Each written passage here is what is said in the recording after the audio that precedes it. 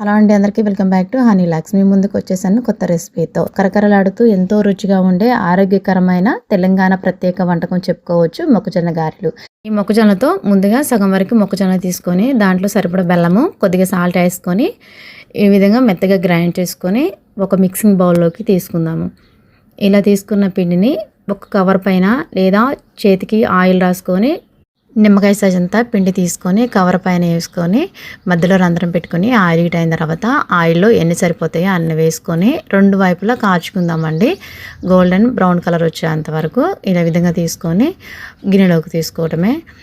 మా ఇంట్లో వాళ్ళకి స్వీట్ హాట్ అంటే చాలా ఇష్టం అండి. మొక్కజొన్నలతో చేసినవి ఏవైనా బాగా ఇష్టపడి తింటారు. రెండో స్టెప్ ఏంటిదంటే గారెలు ప్రిపేర్ చేసుకుందాము. మెత్తగా గ్రైండ్ చేసుకుందామండి మొక్కజొన్నలు. ఈ విధంగా గ్రైండ్ చేసుకొని మరొక గిన్నెలో వేసుకుందాము. అదే మిక్సీ గిన్నెలో ఆనియన్, 2 పచ్చిమిర్చి, కొద్దిగా జీలకర్ర వేసుకొని మెత్తగా గ్రైండ్ చేసుకొని పిండిలో వేసుకుందామండి.